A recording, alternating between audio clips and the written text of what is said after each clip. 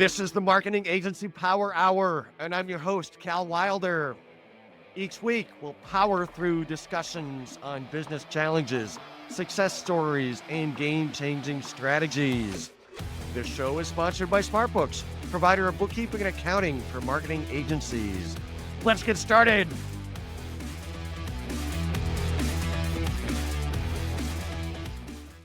So I'm really pumped to talk to today's guest. He's a marketing leader, thought leader, a driven social advocate, a brand empowerer, and an inspiring speaker.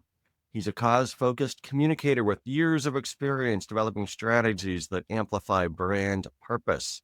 He's on the faculty at Johns Hopkins University Advanced Academic Programs. He's the CEO and founder of Rocket Social Impact. Rich Maiore, welcome to the show. Good morning. Thanks for having me. So what's the single most powerful strategy for success in your marketing agency these days? Oh, so we're going to start off with the softball. An easy one. Yeah. No worries. For us, it has been content marketing. We're constantly, one thing our company, so what we do is help companies with their philanthropic strategies and their employee engagement strategies, but tied to business. How does this lift reputation? How does this help recruit and retain some of the best and the brightest talent who look for companies who have purpose? So that is what we do each day. And our company clients are always looking for what are the best practices, the trends, the new innovations, the challenges. So we're constantly, doing marketplace assessments, benchmarking, looking at trends, and then packaging that into content that then we push out to our clients, to our prospects. So we're constantly creating content to provide some value to prospects who then see us as someone valuable, not just pitching them, but we're providing something valuable. So specifically, July 4th, the floods in Texas, a number of companies throughout the country were trying to figure out how do we, respond? How do we help? And within 12 hours, we had created a list of 8 vetted nonprofits, put it on a one sheet and said, these are the kind of 8 nonprofits that are providing on the ground support in Texas, and pushed that out. And kind of the response we got was, hey, thank you. This is very valuable. I wouldn't have to do this myself. And, gives us an opportunity to create some relationships with prospects. So what kinds of clients do you work with? Fortune 100 to not startups, but kind of emerging brands. So everything from Coca-Cola and Warner Brothers is some of our larger known brands, to brands like Shutterfly and NerdWallet, and a lot more in B2B, meaning companies I had never heard of as a consumer, but they're coming to us saying, hey, again, we want to hire the best and the brightest. And that younger subset looks for purpose in the companies as they evaluate. Can you come in and create kind of a philanthropic purpose for us as part of our culture? So we end up working with a lot of B2B manufacturing companies that, again, I had never heard of until, the email arrives on my computer. And so how do you think you're able to win business? You're a relatively small firm in the grand scheme of things up against, huge, public company marketing agencies. So how do you win business with Coca-Cola when your competition is, so much bigger? So much bigger. We take our perceived weakness, which is our size, and flip it and say, hey, we're going to be that scrappy, nimble, cost-efficient, cost-effective solution for you, and then highlight you get a big agency expertise. I've been in the space 25 years. Many of the folks on my team have been in a long time. So you get the big agency expertise, but in a more of a small agency price, nimbleness, responsiveness. So I think we try to use the size of the larger agencies against them and use our nimbleness for our advantage. What are the implications for you with this strategy, with your hiring and your internal training programs and your people? We do a lot of vetting. We're looking, it's not easy to be a counselor. You have to be, you got a listener, an advisor, and have to be out there at times telling the client maybe what they don't want to hear, but need to hear. So certainly kind of a lot of vetting of, do they have the ability to be an effective counselor? And then obviously, do they have the knowledge base? What experiences can they draw from? And then can they, effectively put together strategies and be, communicate in 2 ways: to inform, But ultimately, as a counselor, you're trying to influence. So can they be persuasive? Um, they have the knowledge, but then can they get that knowledge out in a way that really drives, influence and drives the client to a solution? Okay. Yeah. You wouldn't think handing out money for companies would be so, complicated and deep, but we spend a lot of time with companies helping them figure out anybody can give out money, but to do it strategically that it helps drive business, that's a different story. So how long have you had your agency? 7 years now. I was 6'2" with a nice full head of hair, before that happened. I'm kidding. But, it's 7 years. It's been, fun, but, as most agencies, smaller agencies, ups and downs, just like actually any agency. But, it's been a terrific run. So 7 years, and, we'll see how we keep going there. And have you always had this focus, or did you kind of adopt a change of strategy more recently? I've been doing this about 25 years. I didn't know it was a space. I was doing straight up kind of media relations, public relations for an agency, and a company came in and said, "Hey, can you help us do more of a philanthropic kind of a promotional approach?" That led to more and more, and then certainly, as companies started to wake up to the fact that, hey, they needed to do more than make profit. They had to have impact in the community. Their employees needed to feel engaged. That certainly rushed things up in terms of sped up kind of the marketplace. Cool. Yeah. So, we were talking about what you do for clients, but how do you measure success internally? What are you trying to accomplish with your firm? Yeah, it's not just, "Hey, can we get them in?" And, it's more about, are we servicing them? Are we making it, a marked improvement with the time we have with our clients? A good marker for us is the incremental work we get from existing clients. So we sign up a project for 3 months, and before you know it, we're on month 6 because we've signed enough. So that's probably my biggest indicator is, are we driving kind of incremental growth for the agency? Obviously, are the accounts profitable? Um, Big picture, we're making sure our clients don't end up with strategies that sit on a shelf, if you will, but they're actually implementing them. So we're constantly trying to figure out what's that balance between being provocative and pragmatic. We can give you a great strategy, but if no one's going to execute on it, that's not very pragmatic. So, but we also don't want to give you something that's just too easy. So part of our job is to push and create a strategy that's a little scary, but pragmatic at the same time, if that makes sense. Yeah.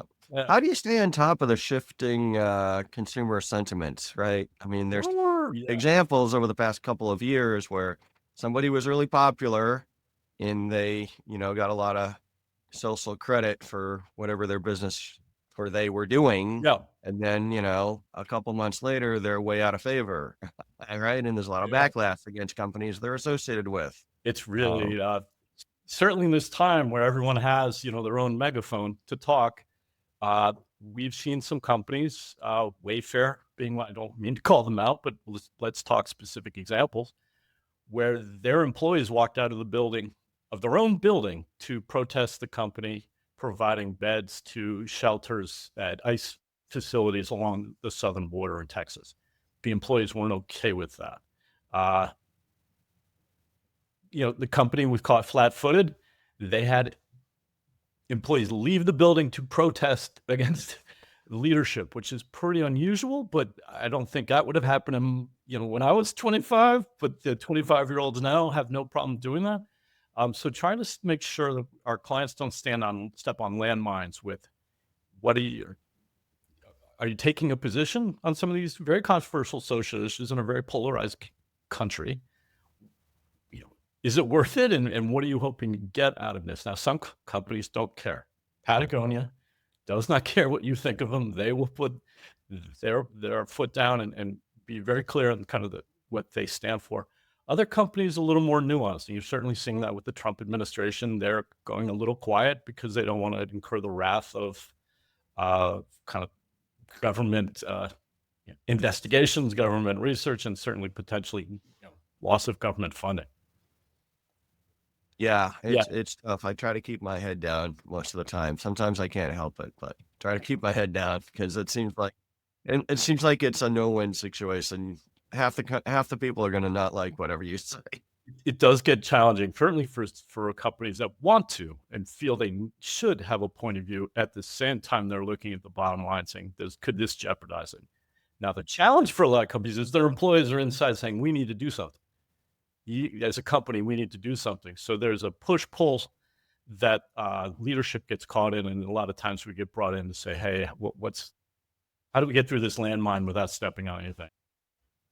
Yeah, I don't know how the big companies do it. I've been lucky, or by choice, I've been in the small to mid-sized business space almost my entire career, except for a year and a half or so after Staples bought one of the earlier companies I co-founded. But yeah, you work in a big company, there's a lot of politics you have to navigate. In smaller companies, it seems like you can kind of focus on doing what you need to do to keep your customers happy and deliver for whatever you need to deliver for clients, and you can sidestep some of the politics if you want, or you can buy in and really, embrace it. But you seem to have a little more flexibility in the small business space. You do. The analogy I use, you get to fly under the radar, where the Fortune 500 companies are big planes that are on the radar, and people are tracking them, they're watching them, and that's a tough spotlight to be in. Smaller companies, a little more nimble.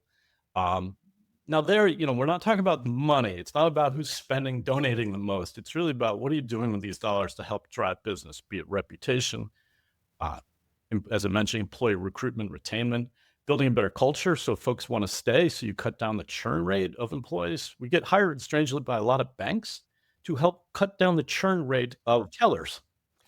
Costs banks a lot of money to constantly recruit and train tellers who cycle through those positions much quicker. Yeah, there's definitely now that you mention it, there's definitely a big difference in your experience as a customer. You go into a bank with an experienced teller, you can be in and out in 2 minutes, Yeah, or you can be in and out in 10 minutes or 15 minutes if somebody doesn't really know what they're doing and if they call over a manager to help. Yeah. absolutely. So cutting down just on a churn rate, we've been able to show companies, hey, based on this effort we did around employee engagement and building culture, the churn rate in that market went down compared to other markets where we didn't do the program, went down by X, which saves you X in training, in recruiting, and helps build a more solid culture. And then, to your point, delivers a better experience for the customer. So again, my friends are like, "What do you do? You help hand out money?" I'm like, "Yeah, but it's tied to always try to tie it to business." So, that's probably the big Achilles heel from the work we do as an agency is, how do you show impact when you're doing social impact? Yeah. And Yeah. so how do you try to measure that? We start with kind of reputation. Hey, what do you think about the company now that you've seen them get behind, say, breast cancer as a issue? YoPlay was one of our clients. They did that Save Lives to Save Lives for years, where you sent in the lid from your yogurt and it went to breast cancer research. Around about the time of 2020 and George Floyd's death, YoPlay was like, "Hey, that's breast cancer seems a little out of touch. It seems a little passive versus all the social justice and all the turmoil that's going on in the country. Should we look to find a better issue that resonates, that helps build?" And then, this is back to your question. This is what we were measuring: is their reputation. Were people more likely, price and quality being the same, were they more likely to use purchase YoPlay because they've heard about their commitment to these social causes? And then you get in, everything from reputation to consideration to purchase to evangelism, and trying to measure all those. And then internally, we spend a lot of time measuring, how do employees feel about the company? Is it a place they'd likely recommend people work? Are they more likely to stay? Do they feel satisfied? Which all ties to greater performance. For a liberal arts guy, there's a lot of math and a lot of quant involved when it comes to social impact. Yeah, yeah. I'll I'm trying to get my arms around it. It just seems like it changes so quickly, and somebody who was real popular 6 months ago is now unpopular because they did something wrong. Comments. Yeah, American Eagle, the clothing company 6 months ago, was probably one of the top brands up there in that space of reaching kind of young adults. They just did a campaign with Sydney Sweeney, the actress. The ad was a little off message, and suddenly they find themselves in kind of a lot of heat. And again, because everything takes off like wildfire digitally and mobily. Right, right. The genie's out of the bottle, and there's no way you're going to get it back in. So as you think about, managing your firm, how do you go out managing the bookkeeping and the Hmm. accounting, financial management? Who do you have do it, and how do you approach managing that side of the business? That's probably the biggest learning over these 7 years. We started, it was just me, and a few clients that followed with me. So I didn't set any kind of I was doing it all myself, because candidly, it wasn't a lot of money, so there weren't a lot of figures to worry about. As we started getting bigger and quickly, I didn't set up those protocols. I didn't reach out for an agency to help, until year 2 or excuse me, years 3 or 4. And I think that was a learning on my part is, man, get yourself a good bookkeeper, get yourself a good, process and system so you can be tracking, because I think we were trying to do it as we were flying the plane, which, you can do as you know, but that would be my main takeaway is, now we use, a dedicated, agency to help and a dedicated person. But there were some rough learnings, a couple of years ago as we were trying to go from one-person consultancy to a 10-person agency. And what are the financial, processes? How do we handle things and do it efficiently, effectively so we can track? And it's not, Rich having a list of overdue invoices on a Post-it note next to his laptop. Yeah. Yeah. Yeah, so I think there are probably some people in the audience listening who are trying to figure out how to scale their agency from Um, 1 or 2 people to what you've done. And how many folks do you have now? we had And, use contractors too, or? 1 or 2 if specific need, around a very specific issue, we have access to a network of folks who kinda have a superpower in various things and almost like one to the bullpen, you pull out the based on the situation, you pull out that specialist. Cool. Yeah. So what were some of the key milestones or big challenges that you had to work your way through as you've scaled the business? I think certainly you don't walk into Coca-Cola and say, "Hire me," that took months of, if not years of kind of building relationships, making ourselves useful. So when an opportunity came up, they thought of us and it was non-RFP, which is nice. Um, so it takes a lot of kind of that groundwork to do it. So I think once we were able to convince 1 or 2, now we're showing up with a client roster that says Coca-Cola, that says Nintendo, and that kind of helps, establish our credibility, pretty immediately. So once we were able to do once got those anchored brands, that was certainly a milestone that helped tipped us into kind of deeper water, bigger fish. And did you do most of that business development work yourself?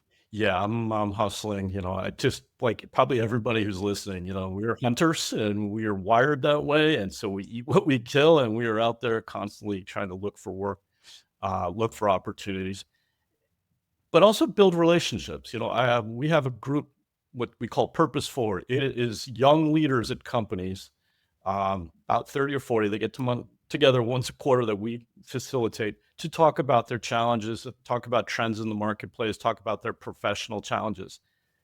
That's a bet that I've made that these folks are going to be leaders in 5 years and thinking about, the support they need, and they'll think well of Rocket because we were there at when they were more on the younger stage of the career, earlier stage of the career, providing help, providing a safe platform that from that all to connect. So, that's another thing we do is try to do a lot kind of, hey, where do we want to be in 3 years, and who are the kind of folks we need to be talking to now? And some of those folks aren't the VP of social impact of the company now. They're the senior manager of social impact that will be eventually there. And we're investing kind of a lot of time in that younger subset because we believe that'll drive business in the future. So I'm curious, what was your approach? How do you try to get in the door at a place like Coca-Cola or Nintendo? Like, what did you actually do to get them to want to talk to you and Yeah. the point they were actually going to buy from you? Now, thankfully, I'd worked at Coca-Cola early in my career, it's sports marketing, literally handing out, Coca-Cola product and Coca-Cola swag to any living human being I could get in my radius.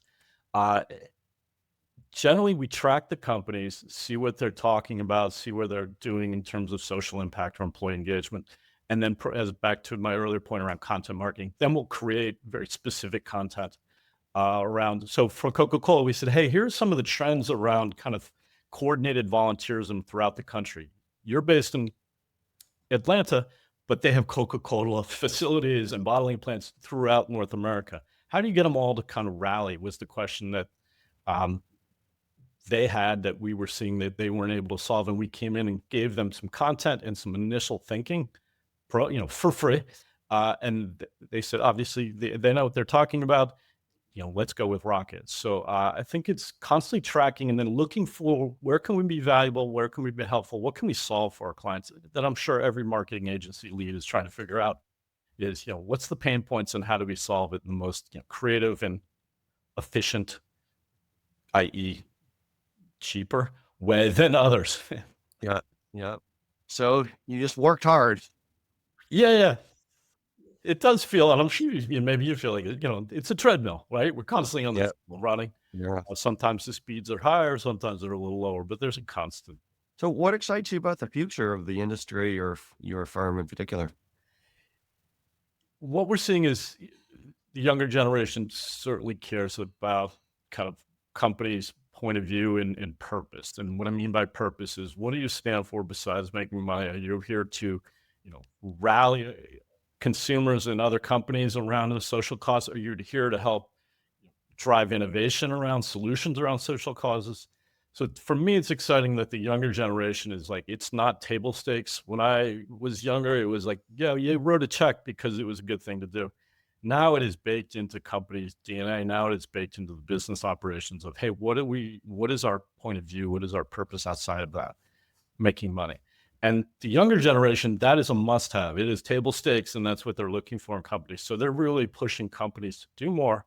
At the same time, what worries me is you have obviously political divisiveness, headwinds, uncertainty, and as we were talking earlier, hey, companies saying, is this worth it? And is this going to get? I've literally had clients say to me, "Is this going to get me in trouble?"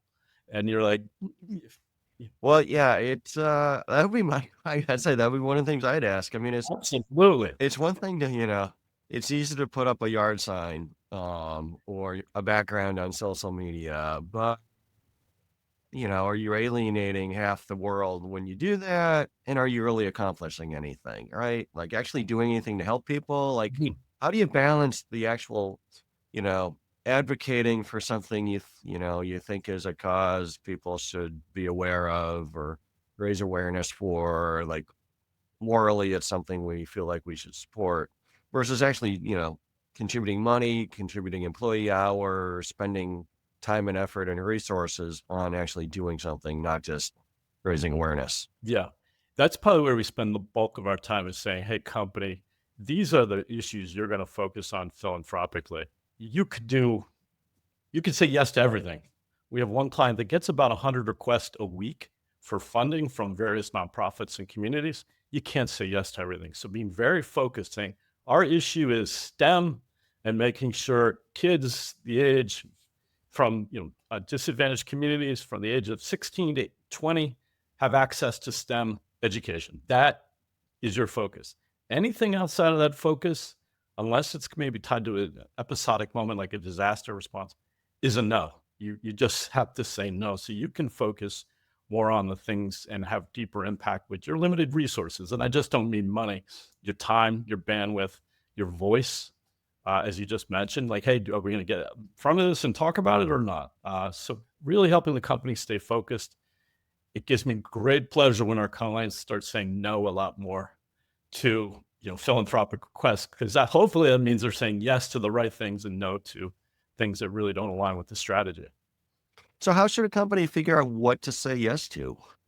We create a criteria and say, hey, does it, well, we'll go back to the STEM example. Hey, does this focus on kids 16 to 20, disadvantaged communities and STEM? No. Immediately get kicked out. Oh, yes, it does. Okay, in what markets? Do they markets align with your markets? Are there volunteer engagement opportunities? Are there content development opportunities? And if those answers start becoming yes, almost like a scorecard. So if I run a company that is involved in technology, maybe supporting STEM is a natural fit for me. But if I'm Coca-Cola, like, how do I decide if I'm Coca-Cola, do I care about STEM or not? Maybe I should, but it has nothing to do with, you know, soft drinks, really. Correct. Uh, those where we see larger companies, they generally have a pretty broad, I'll say, focus. Procter& Gamble's focus is live, learn, and thrive. Just about any social issue could fit under those buckets, right? Yeah. So there, they have to have a big house, if you will, because they're a global company, a variety of different kind of consumers and stakeholders. So they just can't be very focused on STEM because they'd be saying no all the time and really leaving some of their customers and their stakeholders not aligned with their philanthropic efforts. So they tend to have a bigger house. So they'll do everything from environmental sustainability all the way to disaster response. And then in the middle, education, well, health. And there you're just trying to say, hey, what within reason can we focus on? And what are the metrics we're going to get back in terms of outputs and outcomes? But boy, yeah, it's a great question. And one we started a lot of clients with is like, how big a house do we need to build here? If you're a smaller company, it's not a very big house. And what I mean by that is you can focus just on STEM. Back to Coca-Cola. No, they focus on a lot. Most companies are moving towards that workplace development, the community development, because it can tie to economic security, economic opportunities.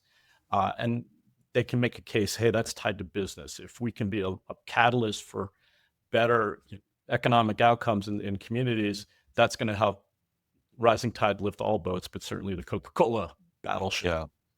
So do these how close do these companies try to measure the return on investment for their social activities? Like if you're doing like pay per click AdWords with Google, yeah, you're going to measure that format pretty closely, and maybe it's easier. But if you're supporting some kind of a social cause, and yeah, some people like it, maybe it alienates other segments of the population. Like, how do you go about like do that? How much do they actually try to measure the result?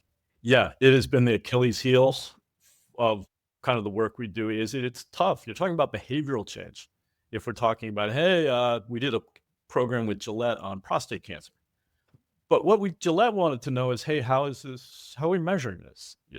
And so we did start with reputation. Hey, and prostate cancer over indexes in the African American community. So we were certainly paying attention to the African American consumer. Do they feel better about Gillette? Are they more likely to purchase Gillette? Those are some of the metrics. Behavioral change takes years. We're talking about kids in STEM.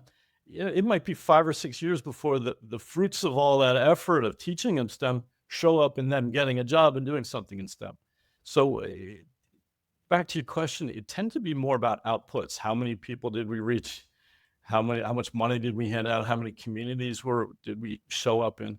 How many volunteer hours have we done this year? A lot of outputs. What we're trying to move to is outcomes. Hey, what is the totality? What is the impact of all that aggregate efforts when it comes to employees feeling good about the companies, when consumers feel about the companies, or your stakeholders? We've done a lot of programs for some companies so they can look better to the Walmarts of the world, because Walmart's evaluating who they're going to use as vendors and suppliers, in some part based on their purpose and sustainability efforts. So we literally had a client say, hey, make me look good and the company look good for Walmart. And we know Walmart places a value on social impact efforts of its vendors and its diversity of its suppliers. So help us kind of fit within that profile, that it gives Walmart another reason to say yes. It's amazing how much power Walmart has. You probably read that book, The Walmart Effect. Yeah. It's probably 20 years old at this point, but like just the power that they have through just the purchasing volume that they do. If they want to support something, a lot of people will get behind it because Walmart wants it. They do. And I've always believed everybody should make the pilgrimage to Bentonville to see, and I've been lucky enough to do that. And it's an experience. Everyone flies into Little Rock or somewhere, and then you get on these small planes or jets and fly into Bentonville. And there's a great democracy. Everybody has to go through the same process, so you can kind of have bended knee at the gates of Walmart, if you will. So, Rich, you've been running your own firm for 7 years, and Yeah, I know you worked, a variety of roles prior to that at other organizations, but did you, when you were a little kid, did you think you'd be running your own business one day, or what were the key milestones along the way? Yeah. I think I've always had the entrepreneurial streak, as I'm sure many, you and many of the listeners have. It starts with the lawn mowing business, and you start to be like, hey, I'm good at this. I can hustle. I can influence folks to kind of come my way. I think I wanted more control, a bit of a Jerry Maguire moment. I worked for a large agency, 100 150 people, and we were cogs and we were moving things, and everything was based on hours and profitability. So for me, I was confident enough to go, hey, I'm going to go on my own, and it's going to focus more on the outcome of the work.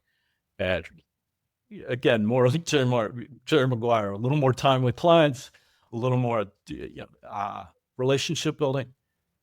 So that worked for me. I didn't set out to do this. This is, and maybe like a lot of folks listening, like it seemed like a good idea. I didn't think I'd be here 7 years later. It's certainly a team of 10, a couple $1 million in revenue, going, hey, how did this happen? But it does feel like that. I Yeah. just went forward and kind of went with it. Cool. Yeah. What was the catalyst that really was there a single catalyst that made you take the leap to put up your own shingle? Uh, Part of it was logistics. I was driving 3 hours a day. Mhm.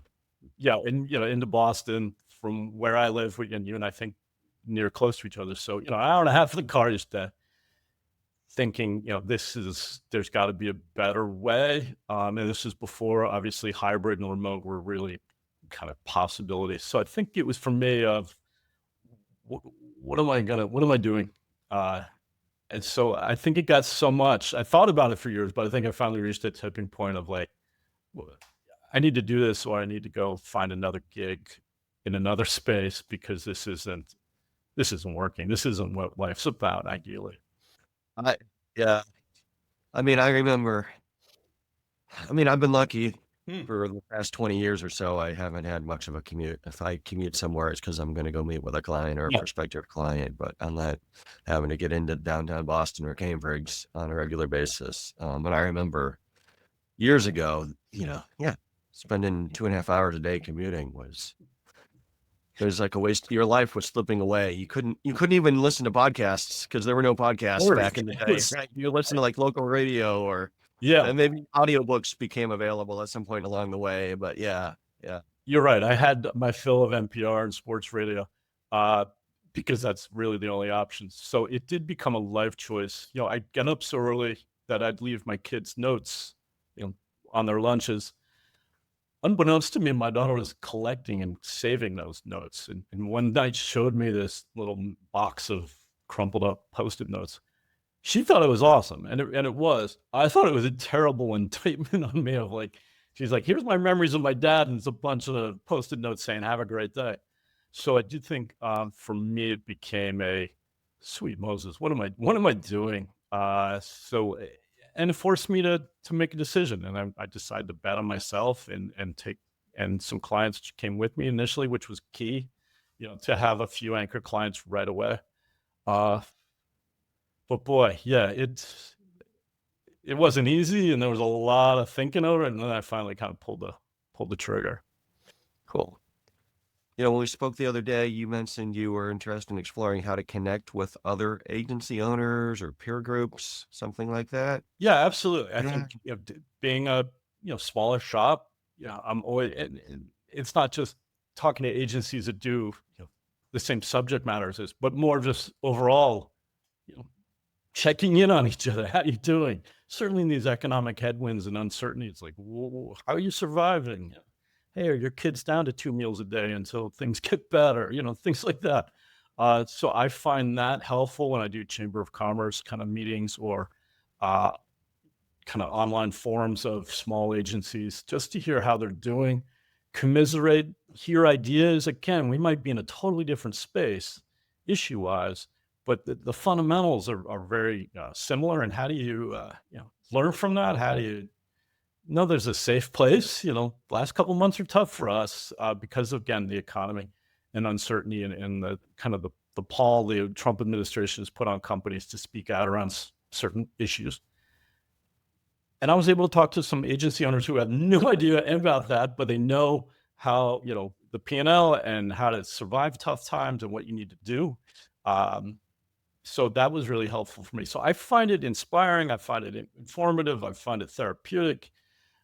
And once or twice, actually, folks have reached out saying, we'd love to hire you. So, but that's certainly not why I do it. But these are all the benefits of kind of having an activated network. Cool. And if people do want to reach out to you, what's the best way for them to reach you? So Rich at rocketsocialimpact.com. Yeah, I'd love to hear from folks, and not just on the new biz side, but certainly kind of what challenges they have, and obviously any advice we can provide is always great. But I'm always looking to get advice and be able to lean on each other. This is hard when we do things like this, small agencies, and when we're able to kind of come together. At least for me, it feels valuable and helpful. So I do spend time at least once a month doing a Chamber of Commerce or attending a webinar and checking in on other agencies just to say, dude, how's this week going? Kind of thing.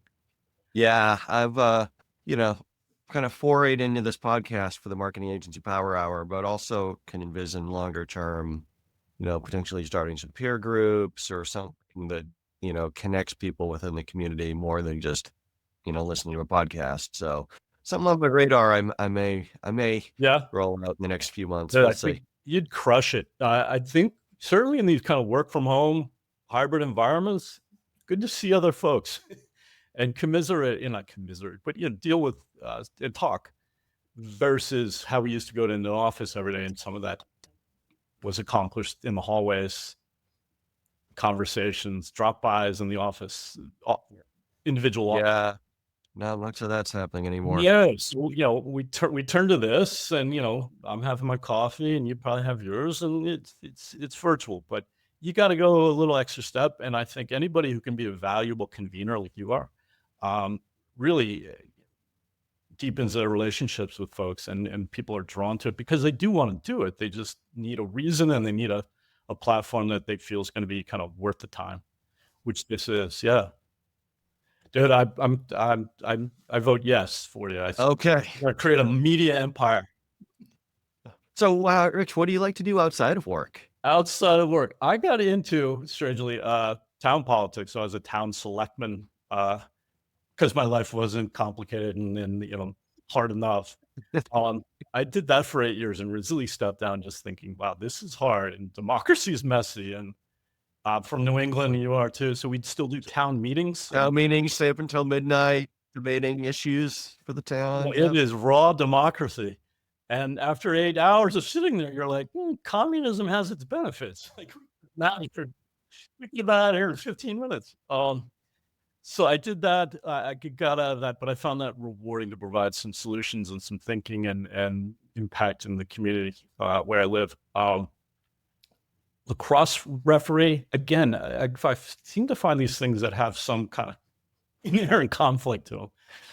I love it because you're out there running, you're watching these kids develop. Did you play lacrosse when you were younger, or you took Yeah, this up? yeah. You did. Okay, yeah. To me, it's a fascinating sport that it keeps my my attention. It's intricate. It's fast moving, so you're constantly head on a swivel, kind of running and looking. And at that age, you're kind of even coaching, in the sense of, hey, the reason I called the foul is you had your elbow in the guy's neck. So next time, have it like here, and you'll find you can. So that a little bit of coaching, but it just keeps me involved. I find that really cool. I do a lot of gardening. I'm Sicilian, so the tomatoes are just coming in, man, and they're looking pretty good. So I've gotten into gardening myself. A couple of years ago, I put in my first real garden, and I got to tell you, it's very therapeutic. I like to just go out there, be in nature, watching things grow, and then I know what I'm eating, and I know it doesn't have much chemicals in it. Part of it's that I don't, if you need any cucumbers, man, I got plenty, because that's the downside of some of this is like, oh, the cucumbers are great. I'm like, my kids are like, no more cucumbers. I'm not eating cucumbers anymore. I did read a study. You get your hands in the dirt, lowers that blood pressure. which I thought was pretty interesting. So there is, you're right, something therapeutic about it. There's something creative about it. And then lastly, I've gotten into watercolors, but paint by number watercolors. So let's be clear. I'm not, you know, in Paris along the Seine, you throwing something freehand, but it gives me kind of, I'll put some music on at night and just kind of mindlessly. It's like adult coloring, but it just tunes out the numbers and the noise from the day, and I find that helpful to kind of keep me kind of my mental balance and keep my energy. Yeah. What age group or leagues do you referee in? Woo! High school boys. So these kids are bigger than I am. I don't remember anybody having like full grown beards in high school, but a lot of these kids are, they're big and they're fast and they're strong and they get excited, good and bad. Yeah, we live in a good area for high school lacrosse. Yes. I mean, I'm in the Acton Boxborough district, and sports have been on decline, unfortunately, for a couple decades here. Mhm. But the lacrosse program is still going strong. Every year I go to lacrosse games, and every year I seem to watch them lose in the Final Four to like BC High or St. John's Prep or one of those big Yeah. private schools that has that next level up. But Acton can still compete at least. Hey, you guys are up there. Absolutely. So that's the age group I do. And again, these kids are, and the families and the parents, you do hear some of the bad stories, and I've seen some of those, the screaming and yelling. I haven't had to throw out anybody yet. I keep waiting to do the umpire, like, haven't had to do that yet. I practice, but nothing that yet. Uh, Yeah, so that keeps all those things in the aggregate kind of keep me balanced. that's important. You gotta Yes, have something to stay balanced, or we'll go insane. I guess so. I lost my dad last year. When I did his eulogy, it wasn't about his amazing business acumen, which it was, and he worked for Honeywell for years and years as an amazing leader. It was about family. It was about the things that are important. So I know we live and breathe this, and we have pressures on us to deliver. But I do think you're right. Having some sense of balance and what else are we doing? Because again, my dad's eulogy wasn't about how he hit his P&L over the last 20 years. It was about family dinners and recipes and time together. So I guess I don't want to get preachy, but that's how I look at things. Yeah. Did you end up traveling a lot as a child, or? No, I grew up here in Harvard, Massachusetts. I didn't think I'd ever come back. And around, we had just had our first child, and my wife was like, "This is all Americana." We came for like a 4th of July, so we came back, and my world's been pretty New England-esque. I think I need to fix that where I'm going to stay. Yeah, New Englanders are we think we're awesome at everything anyway. I think I need to get out and see the rest of the world to make sure. Like, Yeah, what do they say? The Beantown center of the universe or something like that? Austin? yeah, and the rest of the country's just rolling their eyes at us like, what's wrong with you people?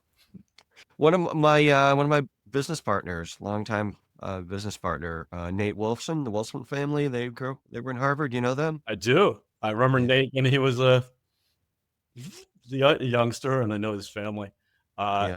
yeah, it's a town of 6,000. So, and I grew up here, so yeah, we know a lot of folks, and that works both ways.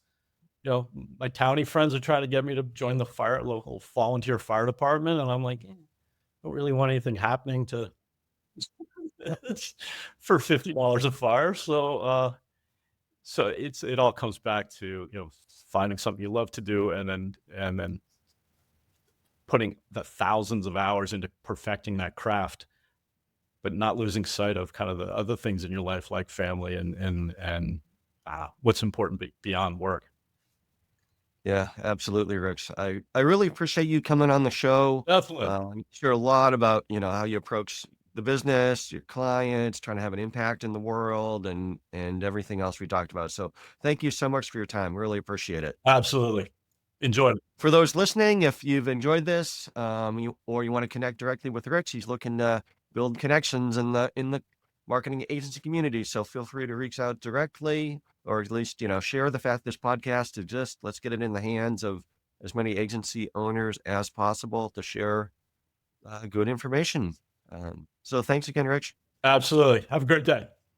Thanks. This has been another exciting episode of the Marketing Agency Power Hour. We will see you all next time. Another episode in the books. Thank you so much for tuning in. For show notes and more, please visit marketingagencypowerhour.com. This show is sponsored by SmartBooks, providing marketing agencies with bookkeeping, accounting, and finance support. With SmartBooks, you gain the clarity and confidence to make your agency a success. Until next time.